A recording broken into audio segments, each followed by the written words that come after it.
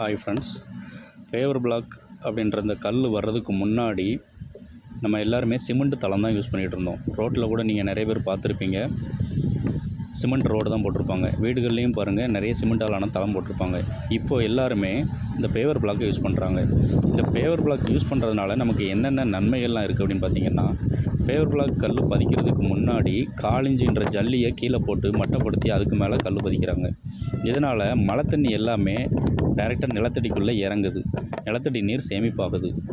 ரெண்டாவது, தளத்தில் எங்கேயாவது ஒரு இடத்துல டேமேஜ் ஆகிருந்தால் அதை ஒன்றுமே பண்ண முடியாது, திருப்பி ரிப்பேர் தான் பண்ணணும்.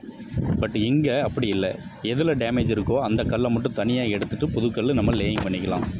மூணாவதாக பார்த்திங்கன்னா, எங்கேயாவது நம்ம ட்ரான்ஸ்ஃபர் ஆகிறோம், வீடு சேஞ்ச் பண்ணுறோம் அப்படின்னா நம்ம இந்த மெட்டீரியல்ஸை அப்படியே கலட்டி கொண்டு போய் அங்கே நம்ம இதை யூஸ் பண்ணிக்கலாம். ஸோ இது எல்லாத்துக்குமே இந்த பேவர் பிளாக் யூஸ் ஆகுது.